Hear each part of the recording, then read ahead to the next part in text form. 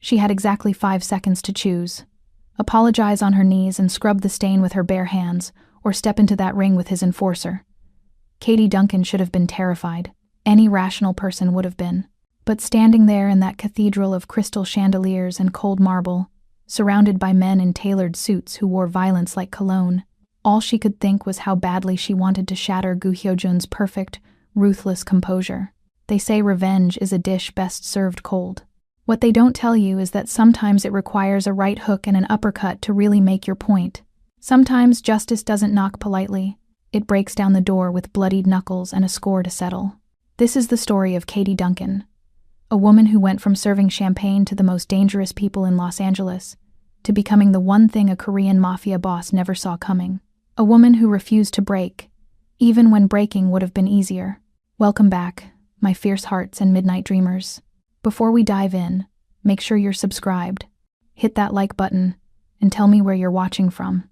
I love seeing our little dark romance family stretch across cities, countries, and time zones. Every click, every comment, every bit of love you leave here helps us keep unraveling these dangerous love stories and high-stakes betrayals together. So find your quiet place, dim the lights, and get ready. As we take you back to where it all began, Katie was 24 when she took the job at the Gilded Pearl. It was supposed to be temporary, just something to keep the lights on while she figured out her next move after her brother Marcus died in prison. The venue had a reputation for being exclusive, the kind of place where reservations required connections, and the tips could cover a month's rent. It seemed perfect, a fresh start. She should have known better. Her first shift, the floor manager, a man named Vincent Kim, whose nervous energy could power a small city, pulled her into the staff corridor before she even tied her apron. His voice dropped to a whisper that felt like a threat wrapped in a warning. Listen very carefully, Katie. There are rules here. Non-negotiable rules. She nodded, expecting the usual restaurant hierarchy. Don't talk back to the chef. Don't comp drinks without approval. Upsell the premium bottles. When the VIP suites are occupied, you don't enter unless explicitly summoned. You don't ask questions about the guests. You don't make direct eye contact unless they address you first. He paused, his hand trembling slightly as he gripped her shoulder. And if Mr. Gu is present, you treat him like he's the president, the pope, and your personal savior all rolled into one. Understand? Mr. Gu? She asked, already feeling the weight of something dangerous settling over her. Vincent's face went pale. Just do exactly what I'm telling you, and you'll be fine. She should have walked out right then. Should have recognized that any job requiring that level of deference wasn't serving food. It was serving something far more dangerous. But she needed the money. And more than that, she needed access. Marcus didn't just die in prison. He was murdered there. Stabbed 17 times in a fight. Everyone said he started. Over territory everyone said he was trying to control. But Katie's brother wasn't a gangster. He was a graphic designer who'd gotten tangled up with the wrong people. People connected to the JBOL, the Korean crime syndicate that ran half of Los Angeles from the shadows. The official report said he was dirty, that he'd been dealing secrets, playing both sides. But Katie knew Marcus. She knew the truth. Someone framed him, someone powerful enough to rewrite reality. And the Gilded Pearl? It wasn't just an exclusive restaurant. It was the JBL's crown jewel, their fortress, their throne room, their playground. Katie wasn't there to serve. She was there to hunt. 8 weeks into the job, she'd mapped every corner of the building. She knew which servers were on the payroll, which ones were just surviving. She knew the VIP suites rotated based on hierarchy, that Suite 7 was reserved for the man at the top. She knew the security cameras had blind spots near the service elevators, that the kitchen staff changed shifts at 9, that the real business happened after midnight when the restaurant closed to the public. She'd been patient, careful, invisible. Tonight, that ended.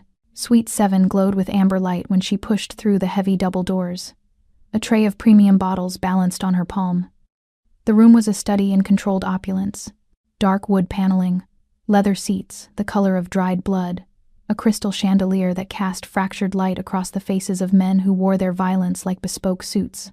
They barely glanced at her. To them, she was furniture, decoration. A pretty brown-skinned girl in a black dress who knew her place. Good. Let them think that. She moved through the room with practiced efficiency, setting glasses down without a sound, pouring liquor that cost more than most people's rent.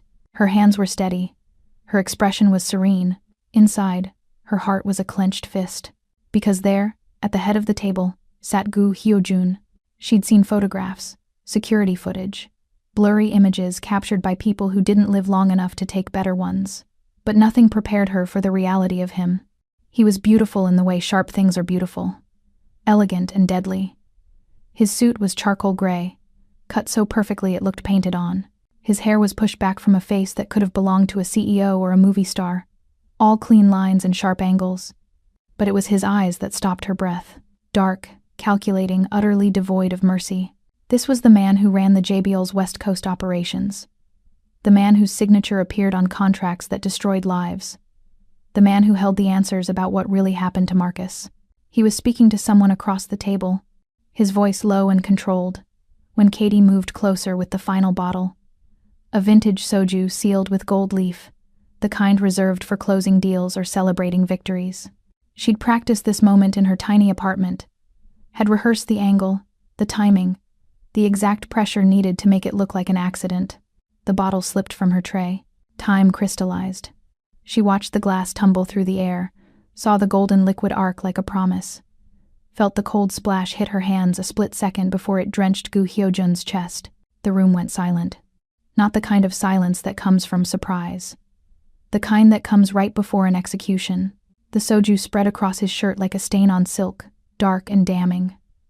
The scent of expensive alcohol filled the air, sharp and accusatory. Katie stepped back, her eyes wide, her mouth forming a perfect O of manufactured horror. "I'm so sorry, don't." His voice was quiet, rougher than she expected. He stood slowly, his gaze fixed on her with an intensity that felt like being pinned to a board. "Don't apologize." Around them, the other men rose from their seats. Katie recognized a few faces from her research. Lieutenants, enforcers, the kind of people who solved problems with blunt instruments and shallow graves. Gu Hyojun held up one hand. They froze. He took a step toward her, then another. Katie held her ground even though every instinct screamed at her to run. She was close enough now to see the details the photographs missed. The thin scar along his jawline. The way his pupils dilated slightly as he studied her face. The controlled fury in the set of his shoulders. "You know what that bottle was worth?" he asked softly. Katie's pulse hammered against her ribs. "I can pay for it. I'll work extra shifts. I'll $50,000. He said it like he was commenting on the weather. Vintage 1000. 940 seconds. Huayo 41. One of 12 bottles left in existence, and you just spilled it on me like cheap wine. Someone behind him laughed, sharp and cruel. Gu Hyojun didn't look away from Katie's face. "You have two options. You can get on your knees right now, apologize properly, and clean this stain with your bare hands."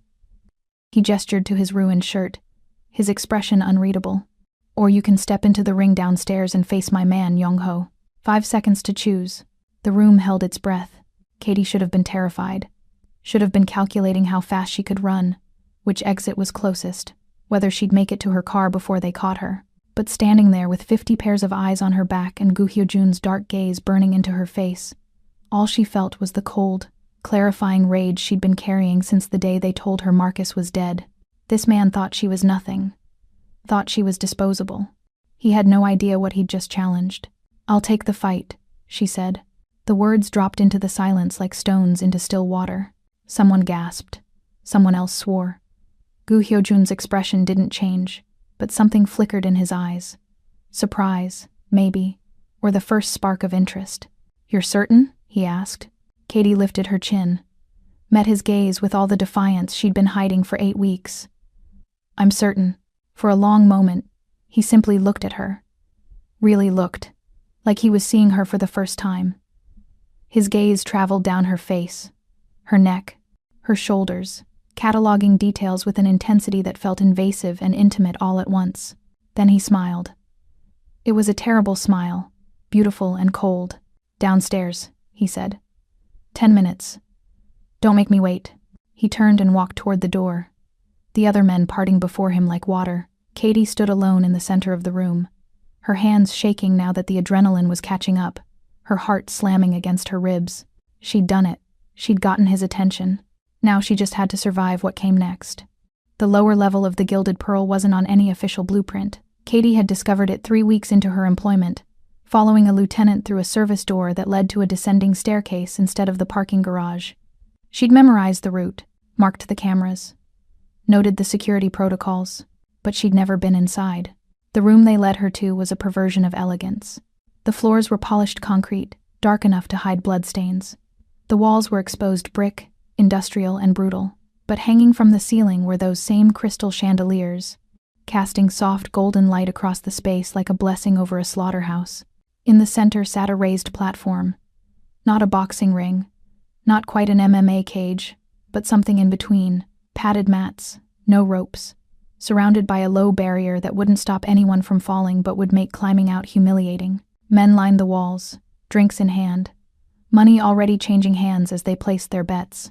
Katie caught fragments of conversation as she moved through the crowd. She's dead in 30 seconds. Young-ho's going to break her in half. 50,000 on the first-minute knockout. No one bet on her. No one even considered it. Vincent appeared at her elbow, his face gray with fear.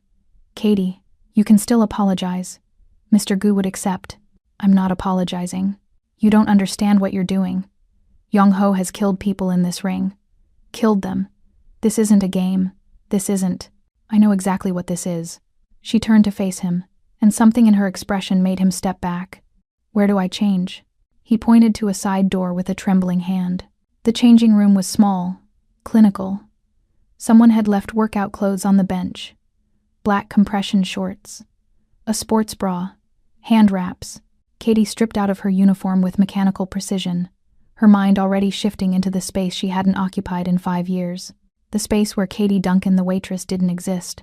Where only Katie Duncan the fighter remained. She'd started boxing at 15, following Marcus to the gym after school. He'd wanted to learn self-defense. She'd wanted to hit something. By 17, she was competing. By 19, she'd won the Golden Gloves championship in her weight class. By 21, she'd been scouted for the Olympic training program. Then Marcus got arrested. Their mother got sick. The money disappeared. And Katie's dreams of fighting professionally evaporated like smoke. But muscle memory doesn't forget. Her hands still knew how to wrap themselves. Her body still knew how to move. And the rage had only gotten sharper with time. She stared at herself in the mirror. 5'6", lean and muscled in ways the waitress uniform had hidden. Her dark skin gleamed under the fluorescent lights. Her hair was pulled back tight. Her brown eyes were cold. This was who she really was. The door opened. A man stepped inside. Not Vincent. Someone else. Someone with authority in the way he moved. He looked her over with clinical assessment. You can still back out, he said. Mr. Gu doesn't want to waste time if you're going to quit. I won't quit. Young-ho won't hold back just because you're a woman. He's put men in the hospital. Some of them didn't wake up. Katie met his gaze. Then Young-ho should be careful. Something like respect flickered across his face. 3-minute rounds. No time limit. Fight ends when someone can't get up or submits. No weapons. No biting. Everything else is negotiable. He paused. Any questions? Just one. Katie flexed her wrapped hands. Where's my opponent? The man smiled grimly. Already in the ring. The crowd's energy hit her like a physical force when she stepped back into the main room. They'd formed a tight circle around the platform, bodies pressed together, voices rising in anticipation. Katie moved through them, feeling their eyes on her skin, their doubt, their hunger for violence. She climbed onto the platform. Young-ho was waiting. He was massive. 6'4" at least, shoulders like a linebacker, arms thick with muscle and covered in tattoos that twisted up his neck. His face was brutal, scarred, the nose broken and healed wrong more than once. He wore only fight shorts. His bare chest, a canvas of violence, survived. He looked at Katie like she was an insect. She looked at him like he was already bleeding. The crowd fell silent as Gu Hyojun stepped to the edge of the platform. He'd changed shirts, the ruined one replaced by black silk that made him look like an angel of death. His eyes found Katie's across the space. The rules are simple, he announced, his voice carrying easily over the hushed room. 3-minute rounds. No breaks. Fight continues until someone yields or can't continue. He paused, his gaze still locked on Katie. Begin. Young-ho moved first. For a big man, he was fast. He closed the distance in 2 strides, his right hand already cocked back for a haymaker that would have taken Katie's head off her shoulders if it connected. It didn't connect. She slipped inside his guard, her body moving on instinct, and drove her fist into his ribs. Once, twice, 3 times in rapid succession. She felt the impact shudder up her arm, felt the satisfying give of flesh and muscle. Young-ho grunted, grabbed for her. Katie was already gone, dancing back, her footwork clean and precise. The crowd murmured. Someone shouted encouragement to Young-ho. Someone else laughed nervously. Young-ho's expression hardened. He came at her again, this time with more caution, his hands up in a proper guard. He threw a jab, testing her defense. Katie blocked it, countered with a hook to his jaw that snapped his head sideways. The crowd gasped. Young-ho touched his mouth, his fingers coming away bloody. He stared at the blood for a moment, then back at Katie. His eyes had changed. He wasn't looking at an insect anymore. He was looking at a threat. What followed was brutal poetry. Young-ho had weight and power and reach. Every punch he threw carried enough force to break bones. But Katie had speed and precision, and 5 years of rage condensed into every strike. She moved like water, like smoke, always just out of reach until she wanted to be close. And when she got close, she made it hurt. She worked his body systematically. Ribs, solar plexus, liver. Every shot calculated to drain his stamina, to make him slower, to make him sloppy. She ate some hits. A glancing blow to her temple that made stars explode behind her eyes. A body shot that drove the air from her lungs. But she gave back worse. The chandelier light caught the sweat on their skin, turned it gold and crimson where blood mixed with exertion. The sound of leather hitting flesh echoed through the room like a drumbeat. Young-ho's breathing grew labored. Katie's knuckles split inside her wraps. Neither of them stopped. In the second round, Young-ho caught her with a right hand that sent her stumbling. She felt her lips split, tasted copper. The crowd roared.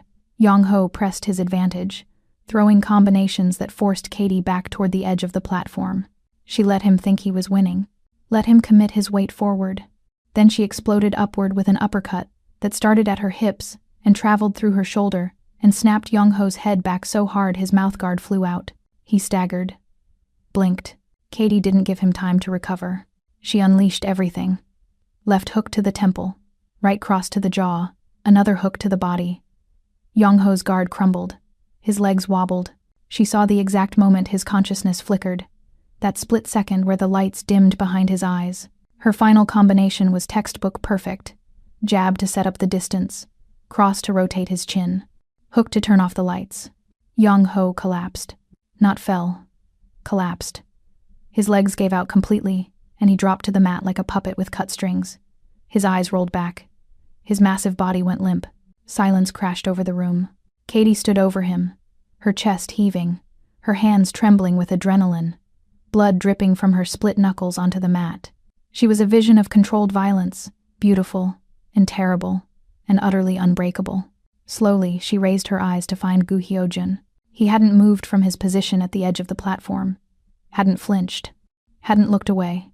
His expression was unreadable, but his eyes were burning with something that made Katie's breath catch.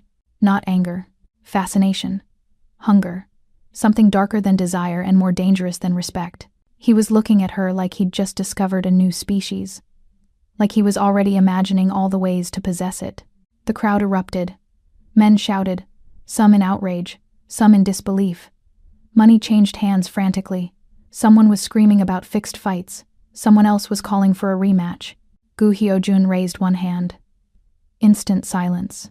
Get him out of here, he said quietly, gesturing to Young-ho's unconscious form. Get medical if he needs it. 2 men scrambled onto the platform, dragging Young-ho away. Katie remained frozen in place, her body still vibrating with adrenaline, her gaze locked on Gu Hyojun's face. He stepped onto the platform, moved toward her with that same predatory grace. The crowd parted automatically, everyone suddenly very interested in looking anywhere but at their boss. When he reached Katie, he stopped so close she could feel the heat radiating from his body, could smell his cologne. Something expensive and dark, cedar and smoke. You lied to me, he said softly. Katie's pulse thundered in her ears. You never asked what I was before I started serving drinks. His lips curved into something that might have been a smile on someone less dangerous. You're not a waitress. Tonight I wasn't. He studied her face, his gaze traveling over her split lip, her bruised temple, the blood smeared across her cheek. When he reached up to touch her face, Katie forced herself not to flinch. His thumb brushed the cut on her lip.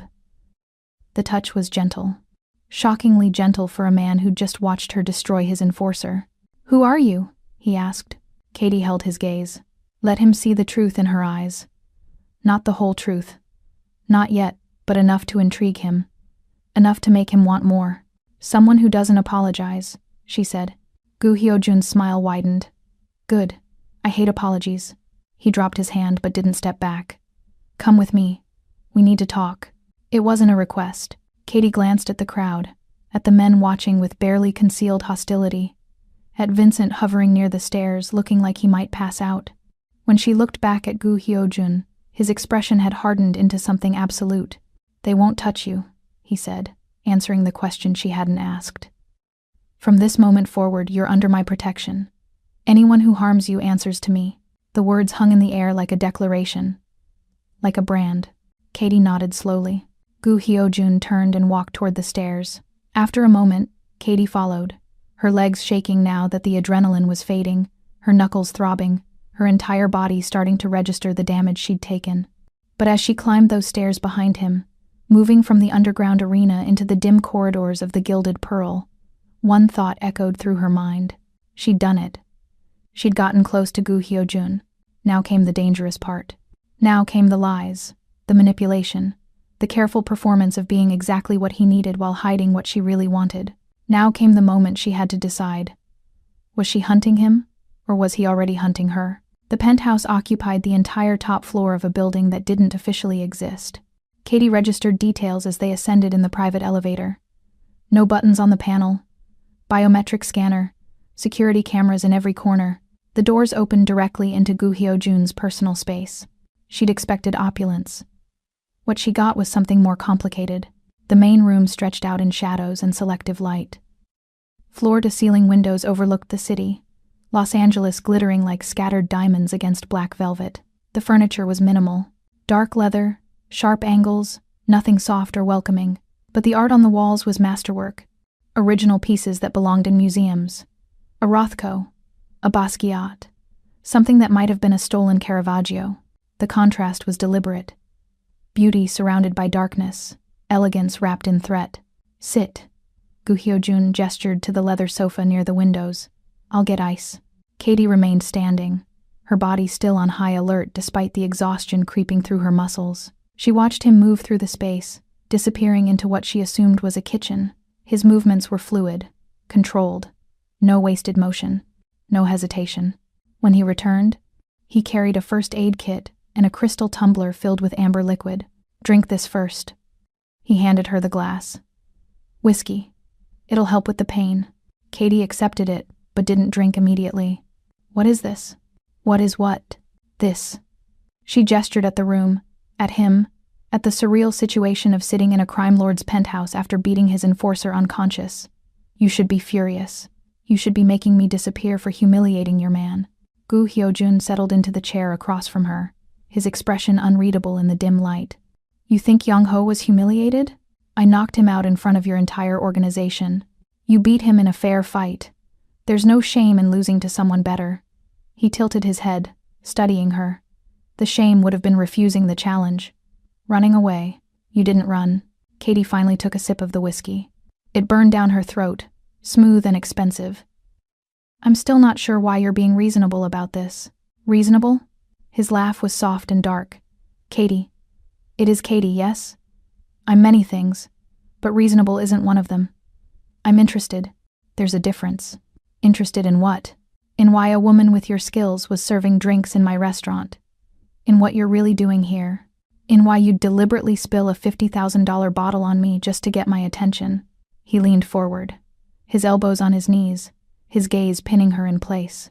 You wanted this fight. You engineered it. The question is, why? Katie's heart hammered against her ribs, but she kept her expression calm. This was the moment, the precipice. She could lie completely, or she could give him enough truth to be believable. "My brother," she said quietly. "Marcus Duncan. He died in prison 6 months ago. The report said he was dealing secrets to your organization's enemies, that he started a fight and got himself killed." Gu Hyojun's expression didn't change, but something shifted in his eyes. Recognition, maybe. "I remember that name. He wasn't dirty. He was a graphic designer who made one mistake. He took a freelance job for the wrong client. Someone in your world, and when things went bad, someone made sure he took the fall." Katie set the whiskey down, her hands steady despite the fury building in her chest. "I came here to find out who. I came here to make them pay." Silence stretched between them. Outside, the city pulsed with light and life, oblivious to the darkness in this room. "So you infiltrated my organization," Gu Hyojun said slowly. "Worked here for weeks, learned our patterns, and tonight you forced me to notice you by staging an accident that could have gotten you killed." He smiled, and it was a terrible, beautiful thing. "That's either brilliant or suicidal. Maybe both. Definitely both." He stood, retrieving the first aid kit. "Let me see your hands." Katie hesitated. "I'm not going to hurt you," he said, his voice softer now. "If I wanted you dead, you'd already be dead.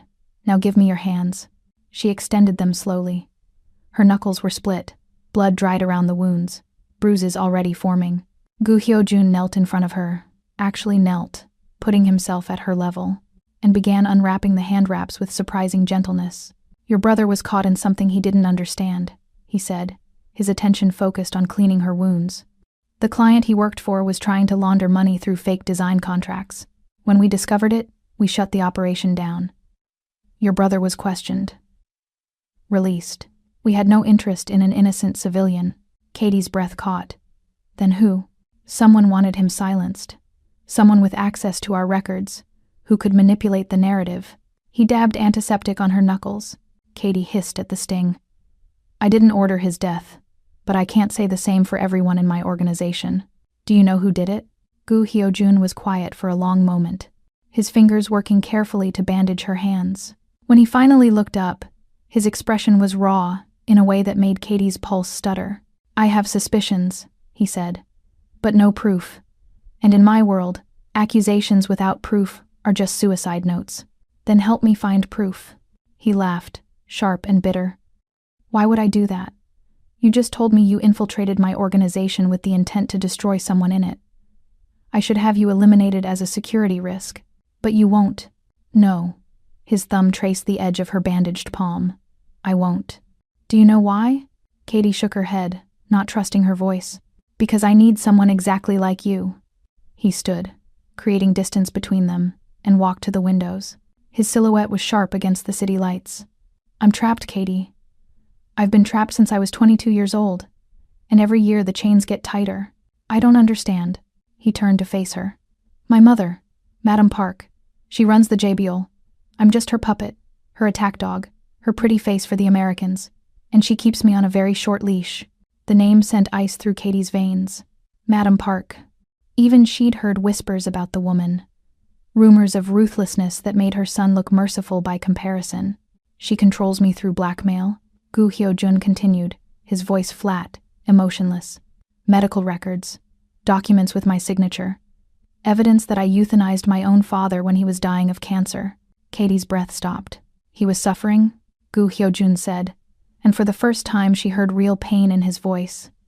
"Months of agony, begging to die, and the doctors wouldn't help. So I did. I gave him morphine, held his hand, and let him go peacefully. My mother was there. She watched, and then she had every moment documented. She blackmailed you with mercy. She blackmailed me with murder. In our world, family killing family is the ultimate taboo. It doesn't matter that he wanted to die. It doesn't matter that I was helping him. If that evidence surfaces, every family in the JBL would demand my death." He met Katie's gaze. "So I do everything she says, run her operations, clean up her messes, smile and nod and pretend I'm the one in control." Katie's mind raced. This wasn't what she'd expected. She'd come here looking for a monster, and instead she'd found... what? A prisoner? A man capable of tenderness and violence in equal measure? "Why are you telling me this?" she asked. because I watched you fight tonight. I watched you refuse to submit, refuse to break, even when you were outweighed and outmatched. You're not afraid of consequences. You're not afraid of me." He moved closer, his presence overwhelming in the dim space. "And I think you're exactly reckless enough to help me. Help you do what? Destroy my mother. Find the blackmail, destroy it, and free me from her control." His smile was sharp as broken glass. "In exchange, I'll give you access to every record in the JBL. Every name, every operation, every secret. We'll find who framed your brother together, and then I'll let you have them." The offer hung in the air between them, dangerous and seductive. Katie should have said no, should have recognized this for the trap it could be. But staring into Gu Hyojun's eyes, seeing the desperate fury hidden behind his controlled mask, she realized something. They were the same. Both trapped by the past. Both willing to burn the world to escape it. "I have conditions," she said. "Name them. I want proof. Show me these medical records exist. Show me you're telling the truth." "Done. What else? If we do this, if we take down Madam Park, you don't touch my brother's killer. That one's mine." Gu Hyojun's smile widened. "I wouldn't dream of denying you that pleasure. Anything else?" Katie stood, closing the distance between them until she could feel the heat of his body, smell the cedar and smoke of his cologne mixed with the copper tang of her own blood. "If you betray me," she said softly, "I'll kill you. I don't care about your empire or your mother or your blackmail. I'll put you in the ground." He laughed, actually laughed, the sound rich and genuine. "There it is. That's what I saw in the ring. That's what I need." He extended his hand. "Do we have a deal?" Katie stared at his offered hand. This was insane. Allying with the head of the organization that had destroyed her brother, trusting a man who killed for a living, walking deeper into the darkness instead of escaping it. But she'd stopped believing in escape the day Marcus died. Now she only believed in vengeance. She took his hand. His grip was firm, warm, his fingers closing around hers like a promise and a threat. They stood like that for a long moment, two damaged people recognizing something broken in each other. "I'll show you the records tomorrow," Gu Hyojun said. "Tonight you should rest. There's a guest room down the hall. You're safe here." "I'm never safe. Neither am I." He released her hand slowly. "But for tonight, we can pretend." Katie walked toward the hallway he'd indicated, her body finally acknowledging the exhaustion and pain. At the doorway, she paused and looked back. Gu Hyojun stood silhouetted against the windows, a dark figure surrounded by light, beautiful and terrible and utterly alone. "Why did you really tell me all this?" she asked. "You could have just made me disappear. You didn't need to offer me anything." He turned, and the look in his eyes made something in Katie's chest tighten. "Because the moment you chose to fight instead of submit," he said quietly, "I knew you were the only person in this city who might understand what it's like to be trapped in your own skin, to be forced to become something you hate." He paused. "And I'm tired of being alone with it." The honesty in those words hit Katie harder than any punch she'd taken tonight. She nodded once, then disappeared into the guest room before he could see the tears threatening at the corners of her eyes. Behind the closed door, she collapsed onto the bed, her bandaged hands shaking. She'd come here for revenge, for justice, for Marcus. But now she'd stumbled into something more complicated. An alliance with a monster who might not be a monster after all. A man who wore his darkness openly, while she was still pretending hers didn't exist. Katie closed her eyes and saw her brother's face. Remembered his laugh, his terrible jokes, the way he'd always believed in her even when she'd stopped believing in herself. "I'm sorry," she whispered to the memory. "I'm sorry I'm not doing this the right way. I'm sorry I'm making deals with devils, but I promise I'll find who killed you, and I'll make them pay." Outside her door, the penthouse was silent. But in that silence, something new had been born. An alliance forged in blood and desperation. A partnership that would either save them both or destroy everything. And neither of them had any idea which one it would be. Morning came wrapped in gray light. Katie woke disoriented, her body one massive bruise, her mind taking several seconds to remember where she was. The guest room was Spartanly elegant. White sheets, dark furniture, a single piece of art on the wall that looked like violence rendered in watercolor. She showered carefully, wincing as hot water found every cut and bruise. When she emerged, she found fresh clothes laid out on the bed, black jeans, a silk blouse the color of deep wine. They fit perfectly, which should have been unsettling but somehow wasn't. Gu Hyojun was in the kitchen when she found him. He'd changed into casual clothes, dark slacks, and a white shirt with the sleeves rolled to his elbows. He looked different in daylight, softer somehow, though the danger was still there beneath the surface. "Coffee?" he asked without looking up from whatever he was reading on his tablet. "Please." He poured her a cup. Black, no sugar, which she hadn't told him was how she took it. Another small invasion of privacy that should have bothered her more than it did. "Sleep well?" he asked. "I've had worse nights." Katie accepted the coffee, taking a seat at the kitchen island. "You?" "I don't sleep much anymore. Old habit." He finally looked at her, his gaze traveling over her face with clinical assessment. "How do you feel?" "Like I went 3 rounds with a freight train." His lips curved. "Young-ho will be pleased to hear that. He regained consciousness around 4 a.m., by the way. First thing he asked was whether you were real, or if he'd hallucinated the whole thing." "What did you tell him?" "That he'd lost to someone better. And if he wanted a rematch, he'd have to earn it." Gu Hyojun set down his tablet. He respected that. "You'll have his loyalty now, which is worth more than you know." Katie wasn't sure how to process that, so she focused on her coffee instead. The silence between them was oddly comfortable. "I have something for you," Gu Hyojun said after a moment. He stood and retrieved a thin folder from a drawer. "The medical records, the blackmail, everything you asked to see." Katie's hands trembled slightly as she opened the folder. The documents inside were devastating in their clinical precision. Hospital records from Seoul National University Hospital. Morphine dosage charts signed by Gu Hyojun. A death certificate listing time of death, cause, and attending family. Photographs. God, there were photographs. Of Gu Hyojun sitting beside his father's bed, holding the old man's hand. The images had been taken from a concealed angle. His face was visible, raw with grief. His father's face was peaceful. The IV line was clear. "She had cameras installed," Gu Hyojun said quietly. "I didn't know until afterward. She confronted me at the funeral with copies." Katie stared at a photo of him wiping tears from his cheeks, and something in her chest cracked. "This is monstrous. This is my mother." He took the folder back gently. "She sees sentimentality as weakness, love as a vulnerability to exploit. She spent my entire life teaching me that caring about anyone is the same as handing them a loaded gun. And yet you told me all of this. Showed me your weakness. Maybe I'm tired of being what she made me." He locked the folder in a safe embedded in the wall. "Or maybe I'm just curious to see if you'll use it against me." Katie met his gaze. "I won't." "Why not?" "Because I know what it's like to love someone the world thinks you shouldn't." She thought of Marcus, of the way people had looked at her after his arrest, like his sins had stained her by proximity. "And I know what it's like to have that love used as a weapon." Something shifted in Gu Hyojun's expression. Recognition, perhaps, or the beginning of trust. "There's someone I want you to meet," he said. "He'll help us with the next phase."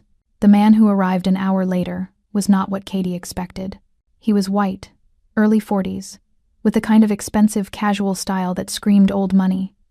His smile was warm and genuine when Gu Hyojun introduced him.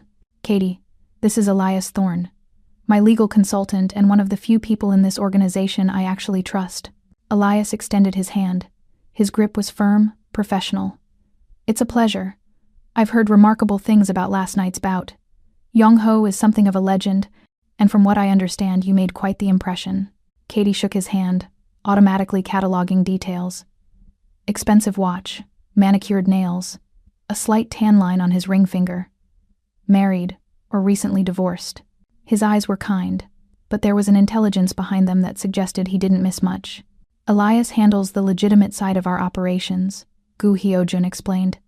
"Real estate, investments, the fronts that keep us clean in public. More importantly, he knows how my mother structures her security, where she keeps her most sensitive documents, including the blackmail material," Elias added. "Though I should warn you, getting access to it won't be simple. Madam Park keeps her most valuable assets in a private vault at her estate. The security is formidable." Katie leaned forward. "What kind of security?" "Biometric scanners, armed guards. A digital system I designed myself, ironically enough." Elias pulled out his tablet, bringing up schematics. "There are exactly 3 people with access. Madam Park herself, her head of security, and me." "Can you get us in?" Katie asked. "I can get us past the digital security. The guards and the biometrics are your problem. He glanced at Gu Hyojun. This is extraordinarily dangerous. If she suspects what we're doing, she won't suspect, Gu Hyojun said, because we're going to give her exactly what she wants, which is, his smile was cold, a reason to host one of her legendary parties, an event important enough that she'll want me there as window dressing, an event that will require her full attention while we move against her. Understanding dawned on Katie. You're going to stage a distraction. We're going to stage a performance. Something big enough, public enough, that she can't resist using it to demonstrate her power. Gu Hyojun's gaze was sharp, and while she's busy playing queen, we'll be robbing her castle. Elias nodded slowly. It could work. Her birthday is in 3 weeks. She always hosts an extravagant celebration. Diplomats, judges, anyone she's bought or blackmailed. Security will be heavy, but the chaos of the party itself will provide cover. 3 weeks, Katie repeated. That's not much time, which means we start now. Gu Hyojun stood. Elias, I need you to reach out to your contacts. See if anyone's heard whispers about Katie's brother, who might have wanted him silenced, who had the access to arrange it. Quietly. Of course. Elias gathered his materials. Katie, it was lovely to meet you. I look forward to working together. After he left, Katie found herself alone with Gu Hyojun again. The penthouse felt smaller now, more intimate. You trust him? She asked. As much as I trust anyone. He's been with me for 5 years. Never given me a reason to doubt him. Gu Hyojun moved to the windows, staring out at the daylight city. Why? Do you sense something? Katie frowned. She couldn't articulate it exactly. Just a feeling. A slight discomfort in the way Elias's eyes had lingered on Gu Hyojun when he thought no one was watching. Possessive, almost. But that could be loyalty, or paranoia on her part. No, she said finally. Just being careful. Good. Paranoia keeps you alive in this world. He turned back to her. Come here. Let me check your hands. Katie crossed to him, extending her bandaged palms. He unwrapped them carefully, his fingers gentle as they examined the healing cuts. The intimacy of the gesture made her pulse quicken. They're healing well, he said softly. You'll have scars, but they'll fade. I don't mind scars. No, I don't imagine you do. His thumb traced the edge of one cut, the touch sending electricity up her arm. You're not afraid of pain. That's rare. Pain is just information. It tells you you're still alive. Gu Hyojun's eyes lifted to hers, and the intensity in them stole her breath. You're remarkable. Do you know that? Katie's heart hammered. They were standing too close, the space between them charged with something dangerous. She should step back, create distance. But she didn't. I'm just someone who refuses to stay down, she whispered. No. His hand moved to her face, cupping her jaw with a gentleness that contradicted everything she knew about him. You're someone who turns pain into power, who takes what should break you and makes it into a weapon. He stopped, swallowed. For the first time since she'd met him, he looked uncertain. I'm what? Katie asked, her voice barely audible. Mine, he said. Or you could be, if you wanted. The word hung between them, heavy with implication. This wasn't just an alliance anymore. This was something else, something darker and more complicated. Katie knew she should say no, should maintain professional distance. But standing there with his hand on her face and his eyes burning into hers, she realized the truth. She'd stopped seeing him as just a target the moment he'd knelt in front of her to bandage her wounds. Stopped seeing him as just a monster when he'd shown her the photos of his grief. He was a man, trapped and desperate and dangerous. Just like her. I want, she whispered. Gu Hyojun's control shattered. He kissed her like he'd been starving for it, like she was oxygen and he'd been drowning. His mouth was demanding, fierce, tasting of coffee and something darker. Katie responded in kind, her bandaged hands fisting in his shirt, pulling him closer. They collided.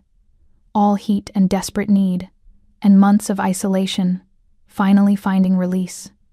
He lifted her easily, her legs wrapping around his waist, her back against the cool glass of the window.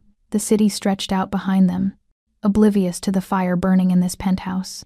His hands moved under her blouse, mapping skin with possessive reverence. Katie arched into his touch, her breath coming in gasps, every nerve ending alive with sensation. This was reckless, dangerous, everything she'd told herself not to do. She didn't care. His mouth moved to her neck, teeth scraping sensitive skin. Katie's head fell back, a soft sound escaping her lips. She felt his smile against her throat. "Tell me to stop," he murmured, "and I will." "Don't stop," she breathed. "Don't you dare stop." He carried her away from the window, through the penthouse, to his bedroom, darker than the rest of the space, all shadows and silk sheets. He laid her down like she was precious, then covered her body with his. What followed was a claiming, a surrender. Two broken people finding solace in each other's darkness, their bodies speaking truths their mouths couldn't form. Katie lost herself in sensation. The slide of skin on skin, the taste of him, the way he whispered her name like a prayer and a curse. Every touch was intense, deliberate, designed to unmake her. And she let it. Afterward, they lay tangled in sheets damp with sweat, their breathing slowly returning to normal. Gu Hyojun's fingers traced idle patterns on her shoulder. Katie's head rested on his chest, listening to his heartbeat. "This complicates things," he said quietly. "Everything about this is already complicated." "True." His arm tightened around her. "But Katie, this isn't just strategy for me. This isn't just convenience." She lifted her head to look at him. "What is it then?" "I don't know yet." His expression was raw, vulnerable. "But I know I don't want to let you go. And in my world, that's dangerous. People I care about become targets, leverage. They get hurt or killed to control me." Katie thought of Marcus, of how love had been her greatest weakness and her greatest strength. "Then we protect each other, make ourselves too dangerous to touch." "You say that like it's simple." "It's not simple, but it's possible." She pressed her palm over his heart. "We take down your mother. We find my brother's killer. And then we decide what comes next." Gu Hyojun caught her hand, bringing it to his lips. The kiss he pressed to her knuckles was tender, at odds with the violence she knew he was capable of. 3 weeks, he said. "We have 3 weeks to prepare, to plan, to become strong enough to survive what's coming. Then we'd better not waste time." His smile was sharp and beautiful. "No, we'd better not." They stayed like that as daylight faded into evening. Two people balanced on the edge of something that would either save them or destroy them completely. Neither of them knew which. But in that moment, wrapped in shadows and silk, they didn't care. 3 weeks passed in a blur of preparation and proximity. Katie moved into the penthouse officially, her old apartment abandoned like the life she'd left behind. During the day, she trained, rebuilding the stamina she'd let slip, working with Yong-ho, who'd become an unlikely ally. At night, she and Gu Hyojun planned, their strategies punctuated by stolen moments of intimacy that grew more intense with each passing day. They were becoming dangerous together. Elias proved invaluable, providing intel on Madame Park's security systems, her routines, her weaknesses. He seemed genuinely invested in their success, though Katie occasionally caught him watching Gu Hyojun with an expression she couldn't quite read. Now, the night of the heist had arrived. Madame Park's estate sprawled across a hillside in Pacific Palisades, a monument to wealth and power disguised as a home. The party was already in full swing when Katie arrived on Gu Hyojun's arm, dressed in midnight blue silk that transformed her into someone who belonged in this world of casual cruelty and expensive taste. "Breathe," Gu Hyojun murmured as they entered. "You look perfect." Katie forced her shoulders to relax. Around them, Los Angeles's elite mingled, politicians whose campaigns Madame Park had funded, judges who owed her favors, criminals who'd been legitimized by her money. The air smelled of champagne and corruption. Madame Park herself held court in the center of the ballroom. She was smaller than Katie expected, elegant in a way that made her seem fragile until you saw her eyes. Those eyes were black ice, calculating, merciless, ancient beyond her years. "Hyojun," her voice carried across the room. "Come, introduce me to your new acquisition." Katie felt Gu Hyojun's hand tighten on her waist. A warning and a comfort simultaneously. They approached together. "Mother, happy birthday." He kissed her cheek with practiced affection. "This is Katie Duncan. Katie, my mother, Madame Park." Katie extended her hand, meeting the older woman's gaze without flinching. "It's an honor." Madame Park's handshake was brief, her assessment brutal. Katie felt herself being weighed, measured, categorized. When the older woman released her hand, She smiled, but it was the smile of a predator who'd just decided not to strike. Yet, the fighter, Madame Park said. Yes, I heard about that. You embarrassed Young-ho quite thoroughly. Her gaze shifted to Gu Hyojun. I assume there's a reason you've brought her into our world? She's useful, Gu Hyojun said smoothly. Skilled, loyal, everything you taught me to value. The wordplay was subtle, praising his mother while reminding her of the lessons she'd used to shape him. Madame Park's smile widened. How pragmatic. Your father would have disapproved. He always was too sentimental. But I suppose I raised you better than that. She turned her attention back to Katie. Enjoy the party, Miss Duncan. And do try not to break anyone tonight. These guests are expensive to replace. They were dismissed. Katie followed Gu Hyojun through the crowd, her heart hammering. She knows something. She always knows something. But she doesn't know everything. Not yet. He guided her toward a side corridor, his hand steady on her back. Elias will create the distraction in 15 minutes. That's our window. The vault was located in the estate's west wing, disguised as a wine cellar. Katie and Gu Hyojun moved through the shadows, avoiding security cameras Elias had supposedly disabled. The door required both a code and a biometric scan. Gu Hyojun provided the code. The scanner read his palm. The vault opened with a whisper of hydraulics. Inside was a cathedral of secrets. Filing cabinets lined the walls, each labeled with years and names. Digital servers hummed in temperature-controlled cases, and in the center, protected by glass, the physical documents Madame Park deemed most valuable. There. Gu Hyojun pointed to a file marked with his father's name. That's what we came for. But Katie's attention had been caught by something else. A file with her brother's name. Her hands trembled as she pulled it from the shelf. Katie, we don't have time. I have to know. She opened the file. The first document was a police report from the night Marcus was arrested. Standard charges, normal procedure. But underneath were communications. Emails between members of the JBL's financial division and someone with the LAPD. Arrangements for evidence to be planted. Money changing hands. Her brother had been guilty of the original crime, taking the design job, unknowingly participating in money laundering. But he'd also been cooperating with federal investigators, trying to make it right. Someone had found out. Someone had decided he was too dangerous to live. Katie's vision blurred as she read the final document. An order for Marcus's death, sanctioned by someone with the authority to make prisoners disappear. The signature at the bottom made her blood run cold. Not Madame Park's, not Gu Hyojun's. Elias Thorne's. No, she whispered. No, that's not. The vault door slammed shut. Katie and Gu Hyojun spun toward the sound. Through the reinforced glass, they could see Elias standing in the corridor, his expression apologetic but resolute. I'm sorry, he said, his voice coming through an intercom. I truly am. But you've become too dangerous, Hyojun. And Katie, well, you should have stayed in your place. Gu Hyojun moved to the door, slamming his palm against the glass. Elias, don't do this. We can talk. We can. We're past talking. Elias's smile was sad. I've spent 5 years trying to guide you, trying to shape you into what the organization needs. But you keep clinging to these pointless sentiments. Your father's death should have freed you. Instead, you let his ghost control you. You worked for my mother, Gu Hyojun said, realization dawning on his face. This whole time, you were her spy. I work for the JBL. Sometimes that means working with your mother. Sometimes it means working around her. Elias adjusted his cufflinks casually. Madame Park wanted you controlled through guilt. I suggested something more permanent. And now, thanks to Katie's investigation, I have the perfect opportunity. Katie clutched her brother's file, rage burning through her shock. You killed him. You murdered my brother to protect yourself. I eliminated a security risk who was cooperating with federal agents. Your brother knew too much about our financial structures. I couldn't allow that information to spread. Elias's expression hardened, just like I can't allow either of you to leave this vault alive. The explosion will be tragic. A gas leak during the party. You'll be found together, dead in a lover's embrace while trying to steal from Madame Park.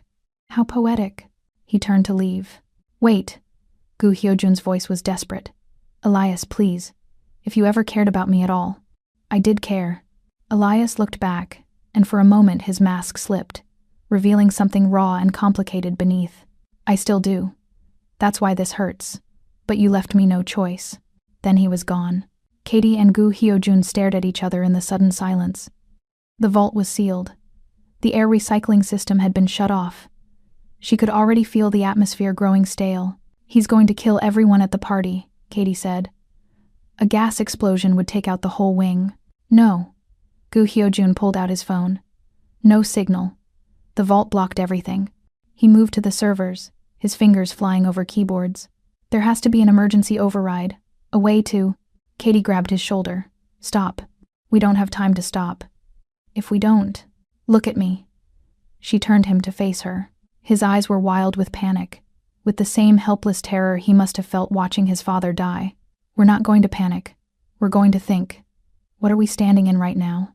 He blinked, understanding slowly dawning. The blackmail archive. Your mother's leverage over every powerful person in Los Angeles. Every dirty secret, every crime, every weakness. Katie moved to the filing cabinets. If this explodes, all of it is gone. She loses her power. But Elias said. Elias lied.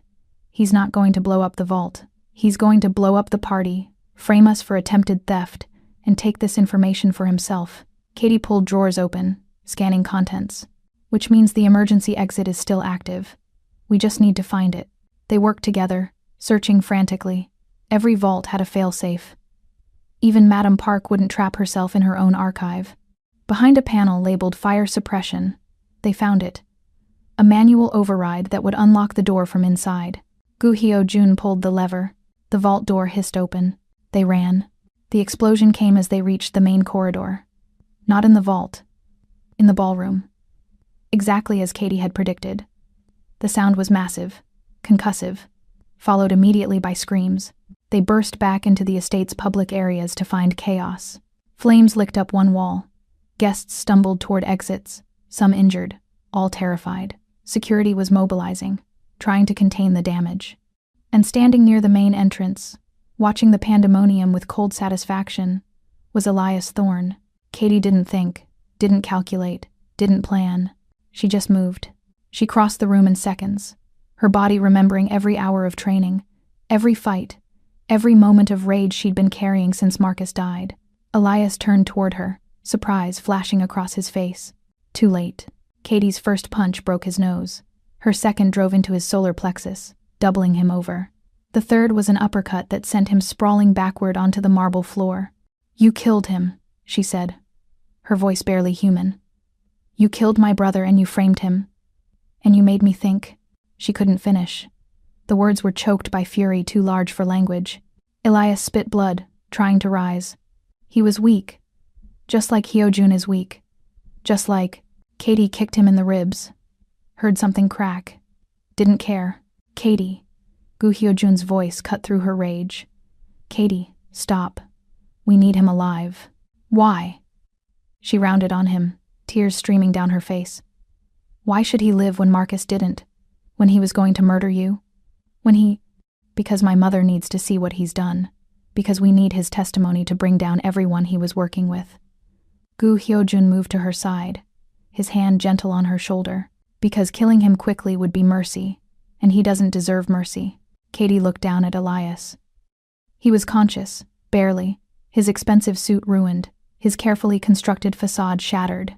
She thought of Marcus, of how he'd died alone and afraid, betrayed by people he'd tried to help. You're right, she said softly. Death would be mercy.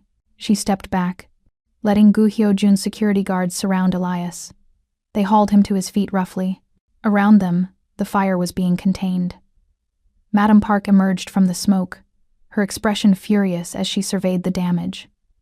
When her eyes found Gu Hyojun and Katie, they narrowed with understanding. Explain, she demanded. Gu Hyojun handed her the files they'd retrieved from the vault, his father's documents, the blackmail, and most damning, Elias's communications, his orders, his betrayal. Madame Park read in silence. When she finished, she looked at Elias with an expression that made Katie's blood run cold. This wasn't anger, it was calculation.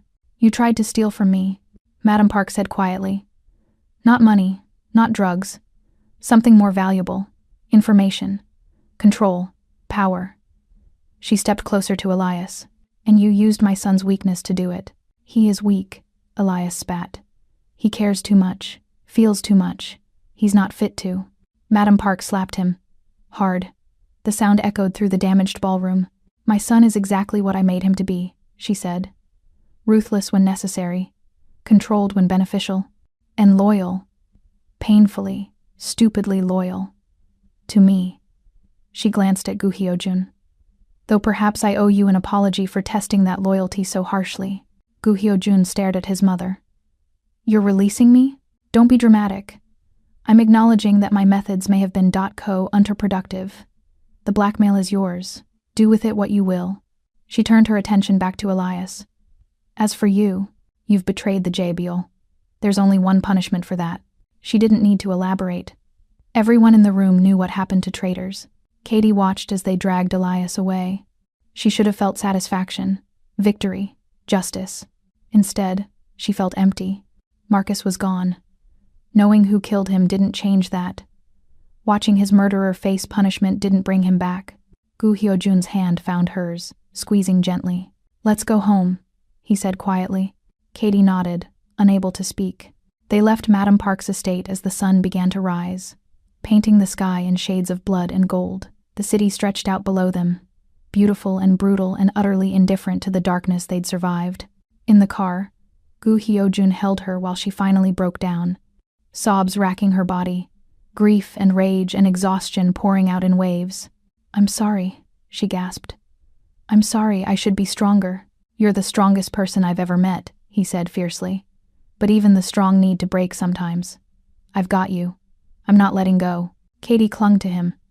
This man who was supposed to be her enemy, who'd become something infinitely more complicated. They'd survived the night, destroyed the blackmail, exposed the traitor. But the cost had been pieces of themselves they'd never get back. And as the city woke around them, Katie realized something terrible. She didn't just want revenge anymore. She wanted the throne. She wanted power enough that no one could ever hurt her again. Control enough that she'd never be helpless. The kind of ruthless authority that turned her into exactly what this world required. And Gu Hyojun, reading her expression in the dim morning light, smiled like he understood, like he'd been waiting for her to reach that conclusion all along. 3 weeks ago you were serving drinks, he said softly. Now you're standing beside me, covered in blood, ready to burn the world. Do you know what that makes you? Katie met his gaze. Tell me. Mine, he said. And something more. Something this city has never seen before. What? His smile widened, dark and beautiful, and absolutely certain.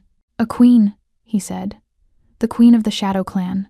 And in that moment, watching the sun rise over a city that had taken everything from her, Katie Duncan made her choice. She wasn't going to destroy the JBL from within. She was going to rule it. The penthouse had become their war room. Maps covered the dining table. Surveillance photos lined the walls.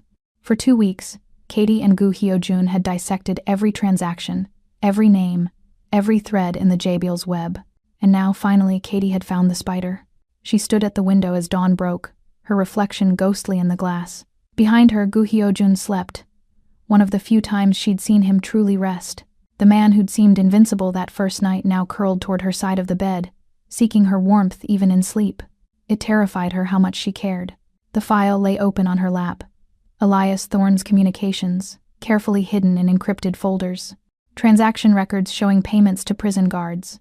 An order, clinical and cold, for Marcus Duncan's elimination. Her hands shook as she read his justification. Asterisk. Subject cooperating with federal investigation. Possesses detailed knowledge of financial structures. Termination necessary to preserve operational security. Asterisk. Marcus hadn't been dirty. He'd been trying to fix his mistake, and Elias had murdered him for it. You found something. Gu Hyojun's voice was rough with sleep. He'd woken silently, the way predators do. Katie didn't turn. Your trusted advisor killed my brother. The words hung in the still air. She heard him rise, felt the bed shift, then his presence behind her. His hands settled on her shoulders, warm and grounding. Show me. She handed him the file. Watched his reflection in the window as he read, saw his expression harden into something lethal. He's been with me for 5 years, Gu Hyojun said quietly. Helped me rebuild after my father died. I trusted him with everything. He used that trust, Katie finally turned to face him. The morning light caught the sharp planes of his face, the dangerous beauty that had first drawn her attention.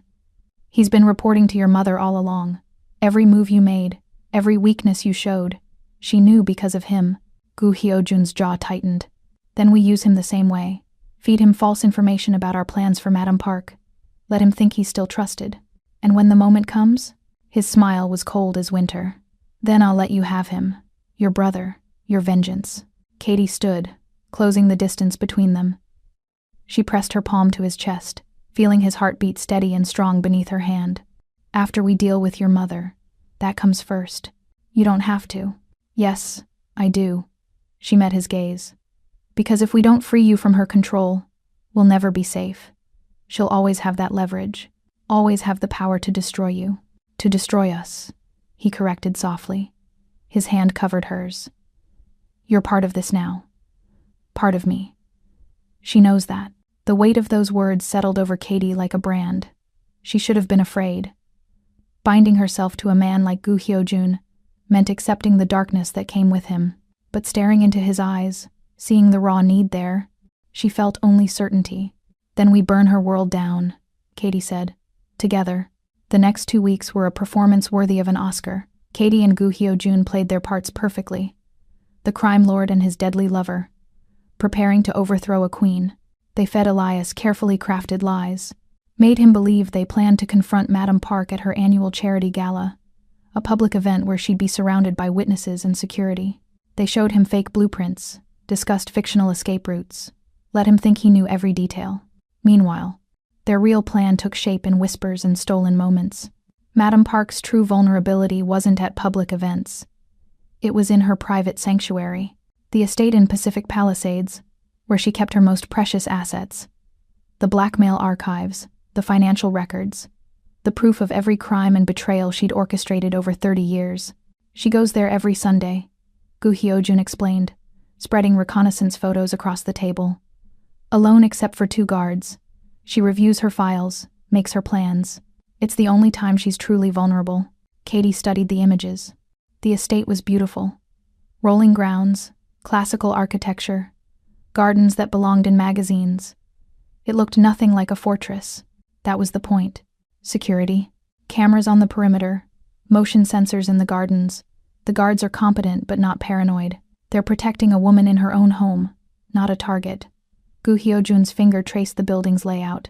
The vault is here, in the east wing. Biometric lock requiring her palm print and a rotating code. Which you have.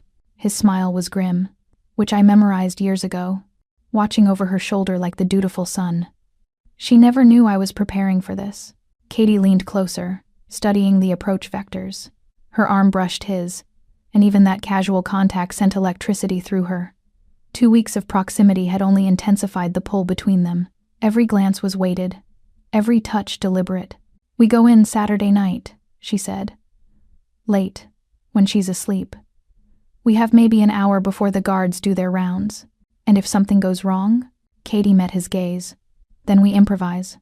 Like we did at the Gilded Pearl. Gu Hyojun's hand found hers, fingers intertwining. I won't let her hurt you.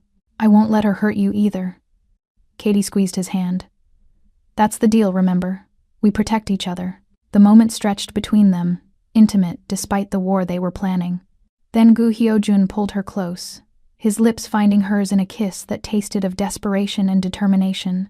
Katie responded with equal intensity, her fingers fisting in his shirt, anchoring herself to this man who'd become her entire world in the span of weeks. When they broke apart, both breathing hard, Gu Hyojun rested his forehead against hers. After this is over, he said quietly. After we're free. What do you want? Katie closed her eyes. What did she want? Justice for Marcus was still there, a burning coal in her chest. But now there was something else. Something darker and more complicated. The truth? She whispered. I want power. Real power. The kind that means no one can ever hurt us again. The kind that makes people afraid to even think about betraying us. She expected judgment. Horror, maybe. Instead, Gu Hyojun smiled against her lips. Then that's what we'll build, he promised. A kingdom of shadows, and you'll be its queen. Saturday night arrived wrapped in fog. Katie dressed in black tactical gear, her hair pulled back tight, weapons concealed beneath her clothes. In the mirror, she looked like what she'd become, a predator in human skin. Gu Hyojun appeared behind her, also dressed for war. He pressed something cold into her palm. A knife, the blade etched with Korean characters. "It was my father's," he said. "He carried it through 3 wars and never drew it in anger. He gave it to me before he died and told me to only use it for something worth dying for." Katie turned the weapon over, feeling the weight of history in the steel. "I can't take this. You already have." His hands settled on her shoulders. "You're going into danger for me. That makes it yours." Their eyes met in the mirror. Katie saw the trust there, the absolute faith that she wouldn't fail him. It should have been pressure. Instead, it felt like wings. She tucked the knife into her boot. They drove to Pacific Palisades in silence, the city lights giving way to the manicured darkness of wealth. Madam Park's estate sat behind walls designed to look decorative but would stop anything short of a tank. Gu Hyojun killed the engine 2 blocks away. "Security shifts at 11. We have a 30-minute window when the new guards are still settling in." Katie checked her watch. 10:55. "Let's move." They approached through the gardens, staying low, avoiding the camera sightlines Gu Hyojun had memorized. The fog helped, turning the world into gray shapes and muffled sounds. Katie's heart hammered, but her hands were steady. This was it. The moment everything changed. The East Wing entrance was locked but not alarmed. Arrogance or oversight? Katie didn't care. Gu Hyojun picked it with practiced ease, and they slipped inside. The interior was exactly as cold as Katie expected. Marble floors, dark wood, art worth more than most people would see in a lifetime of paychecks. It was beautiful in the way mausoleums are beautiful, preserved and lifeless. They moved through corridors lit only by emergency lighting, their footsteps silent on expensive rugs. The vault door appeared exactly where the blueprints promised. Reinforced steel disguised as decorative paneling. Gu Hyojun placed his palm on the scanner. Entered the code. The lock disengaged with a whisper. Inside was a monument to manipulation. Filing cabinets stretched from floor to ceiling, each labeled with names Katie recognized from news reports and wanted posters. The blackmail that had built an empire, carefully organized and preserved. And there, in a climate-controlled case, the medical records. Photographs of Gu Hyojun with his dying father, the morphine dosage charts, the death certificate with his signature. Katie watched his face as he stared at the evidence that had controlled him for years. Saw the pain there, fresh as the day it happened. "Burn it," she said softly. "Burn all of it." Gu Hyojun reached for the case, then froze. "Wait. What?" He moved to a different cabinet, pulling files rapidly. His expression shifted from focused to horrified. "These aren't just blackmail records," he said. "These are transaction logs, payments to judges, politicians, federal agents." He looked up, his face pale. "Katie, your brother's case? The prosecutor who denied his cooperation deal was on my mother's payroll. The judge who set his bail too high. The guards who looked away during the attack. She coordinated all of it." Katie's vision narrowed. Why? Marcus was nobody. Why would she care? Because Elias told her to. Gu Hyojun held up another file. "He convinced her that federal investigators were using your brother as bait, that eliminating him would send a message to anyone else thinking about cooperation. She signed off on the operation, but Elias handled the details." The pieces clicked into place with horrible clarity. Elias hadn't just killed Marcus. He'd manipulated Madam Park into authorizing it, used her infrastructure, made her complicit. "He played you both," Katie breathed. "Made you think you were enemies when you were just his pawns. And now he's outside waiting for us to finish." Gu Hyojun moved to the vault entrance, listening. "I can hear voices." More than the usual guard complement. Katie joined him. Through the crack in the door, she could see shapes moving in the corridor. Not guards in uniform. Men in tactical gear. "A trap. He knew we'd come here," Katie said. "He let us think we were so clever, mapping her schedule, finding her weakness. But he was guiding us the whole time." Gu Hyojun's expression hardened into something murderous. "Then we give him what he wants. Let him think he's won. And then?" His smile was terrifying. "Then we show him what happens when you betray a monster who's learned to love." They emerged from the vault with hands raised, files tucked under their arms. The tactical team surrounded them immediately. 6 men with enough firepower to start a war. And standing at the end of the corridor, wearing a tailored suit and an expression of deep regret, was Elias Thorne. "I'm sorry it came to this," he said, his voice carrying that same gentle disappointment he'd used when discussing disappointing quarterly reports. "I truly hoped you'd see reason, Hyojun. Hoped you'd accept your role gracefully. My role as your puppet?" Gu Hyojun's voice was cold. "As your path to power? As the face of an organization that needs to evolve?" Elias stepped closer, flanked by armed men. "Your mother built something magnificent through fear and blackmail. But the world is changing. We need legitimacy now. Respectability. And you're too damaged, too sentimental to provide that. So you killed an innocent man to protect your vision?" Katie's voice cracked like a whip. "You murdered my brother because he threatened your precious legitimacy?" Elias finally looked at her, and Katie saw something she hadn't noticed before. Contempt. He'd always seen her as a distraction, a weakness Gu Hyojun would outgrow. "Your brother was collateral damage," Elias said. "Nothing personal." Katie laughed, the sound sharp and broken. "Nothing personal? You destroyed my family and you call it nothing personal? I did what was necessary for the organization's survival, just as I'm doing now." Elias gestured to his men. "Take them to the old processing plant. Make it quick, make it clean, and make absolutely certain no one finds the bodies." The tactical team moved forward. Katie tensed, calculating distances, weighing odds. 6 armed men against 2 people who'd come expecting a heist, not a firefight. Then Gu Hyojun smiled. It was the most dangerous thing Katie had ever seen. "You made one mistake, Elias," he said softly. "You assumed I came here without insurance." He pressed something on his watch. The lights died. Emergency power failed. Even the exit signs went dark, plunging the corridor into absolute blackness. And in that darkness, Katie heard Gu Hyojun whisper, "Run." She didn't hesitate, didn't question. She ran, her hand finding his in the dark, trusting him completely as gunfire erupted behind them. Muzzle flashes lit the corridor in strobe light bursts, but they were already gone, moving through spaces Gu Hyojun knew by heart. They burst into the gardens as lights began flickering back to life. Behind them, shouts and confusion. Ahead, the perimeter wall. "This way." Gu Hyojun pulled her toward what looked like solid hedge. But when they pushed through, Katie found a service gate, cunningly concealed. An escape route he'd prepared years ago, waiting for the day he'd need it.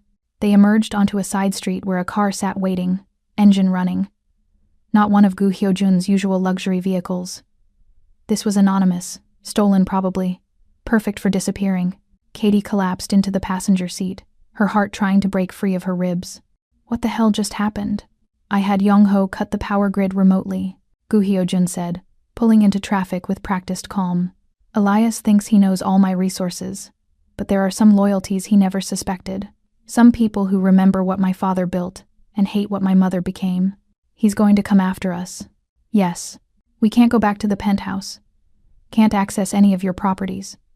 He'll have them all watched." "Yes." Katie looked at him. His profile was sharp in the streetlights, beautiful and terrible and absolutely certain. "So what do we do?" Gu Hyojun's hand found hers, squeezing once. "We do what you wanted from the beginning. We stop running from the darkness and we burn everyone who hurt us until there's nothing left but ash and our throne."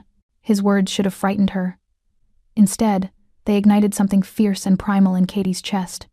She'd come to Los Angeles seeking justice, but justice was a lie people told themselves to sleep at night. What she wanted now was vengeance. Power. The kind of ruthless authority that made people afraid to even speak their names. "Then let's start with Elias," she said. "Let's show him what happens when you make enemies of people with nothing left to lose." Gu Hyojun's smile was savage and beautiful. "That's my queen." And as they drove into the city's neon-lit darkness, 2 damaged people preparing for war, Katie realized something that should have terrified her. She didn't want to be saved anymore. She wanted to reign. The safe house was a warehouse in an industrial district where questions weren't asked, and security cameras mysteriously malfunctioned. Young-ho had been waiting when they arrived, along with 3 other men Katie recognized from the Gilded Pearl. Loyalists who'd bet on her that first night. Now they were betting their lives on this war. "Elias has moved fast," Young-ho reported. his English heavily accented but clear. "He's calling emergency meetings with all the regional bosses. Says you've gone rogue, stolen from Madam Park. He's offering rewards for information on your location." "What about my mother?" Gu Hyojun asked. He'd shed his tactical gear, but the dangerous energy remained. He looked like violence barely contained in human skin. "No one's seen her since last night. Her estate is locked down tight." Young-ho's expression was grim. "If Elias got to her first."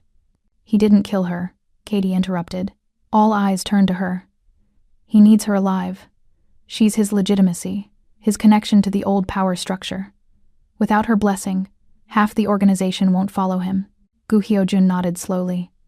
"So he's holding her somewhere, using her as a figurehead while he consolidates control, which means we have a window," Katie said, "before he's secured enough loyalty to come after us properly." "What kind of window?" Young-ho asked. Katie met Gu Hyojun's gaze, saw the same ruthless calculation she felt burning in her own chest. 48 hours, maybe.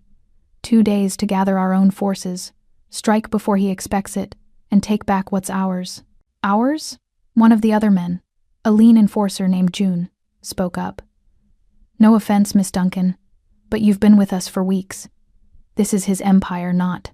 "She bleeds for it now," Gu Hyojun cut him off, his voice sharp.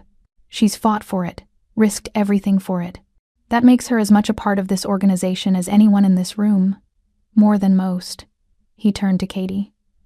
"If you want to walk away now, I understand. This isn't your fight. Your brother's killer is Elias, and we know where to find him. You could." "No." Katie's voice was flat, final. "I'm not walking away. Not from this. Not from you." The warehouse went silent. Katie felt the weight of every gaze, measuring her, judging her.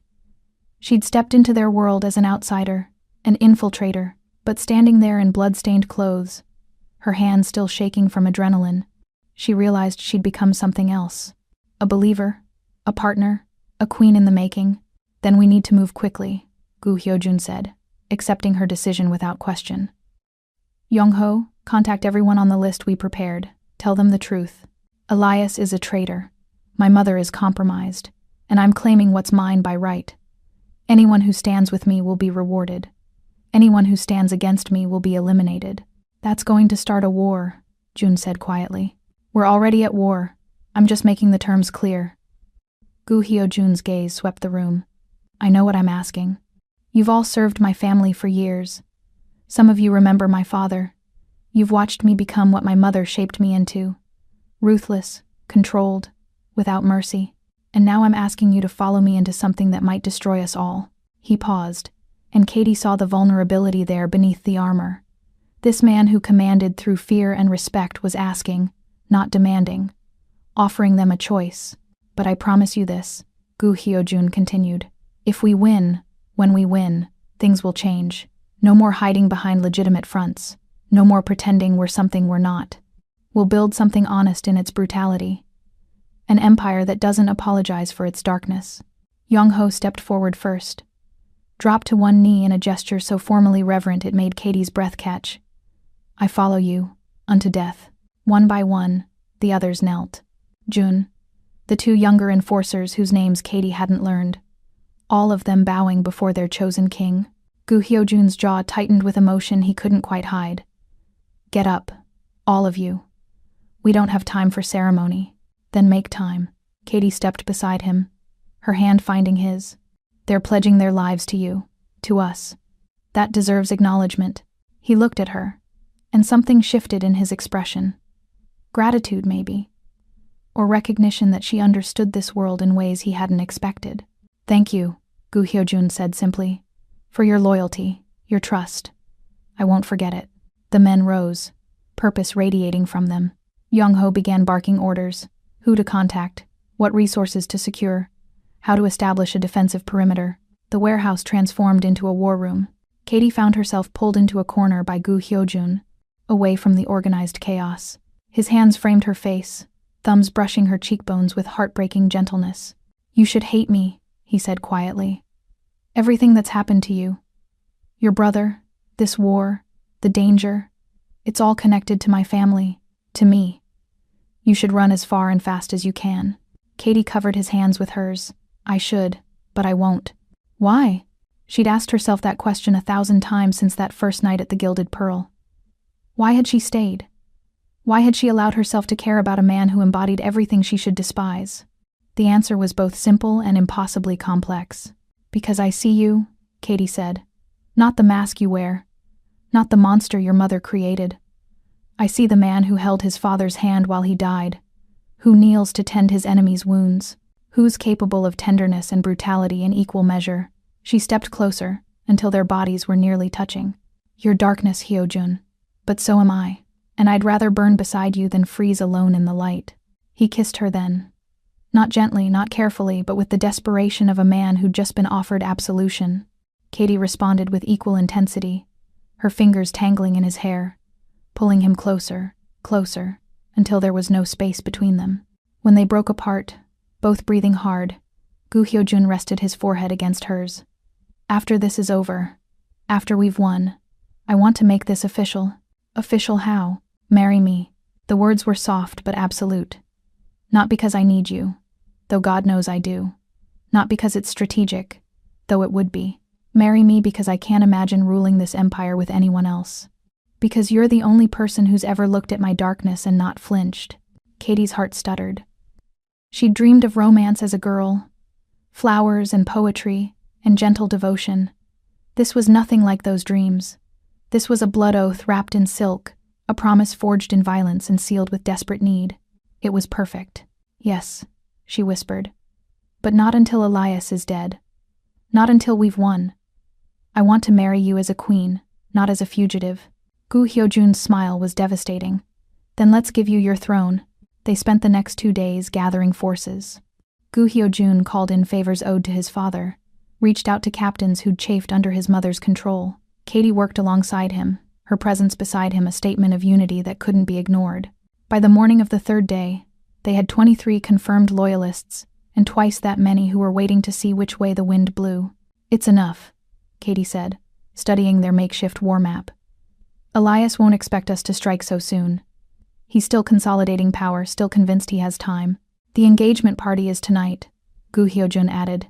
He's hosting it at the penthouse, making a statement about who owns what now. Katie felt cold fury crystallize in her chest. Then we take it back. Publicly.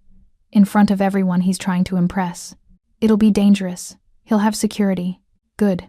Katie's smile was sharp. Let him feel safe. Let him think he's won. And then we'll show him what real power looks like.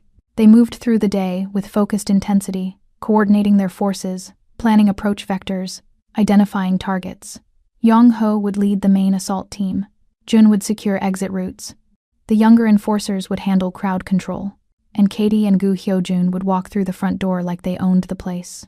Because they did. Night fell. Katie dressed in midnight blue silk that clung to her curves.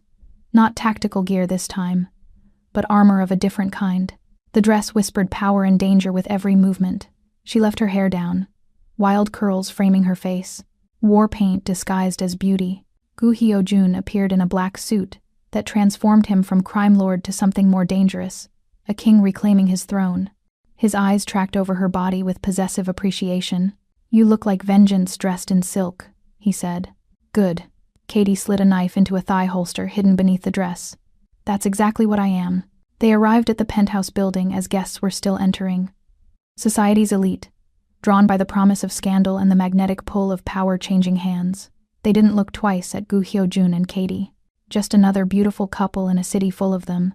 The elevator ride up was silent. Katie felt her heart hammering, but her hands were steady.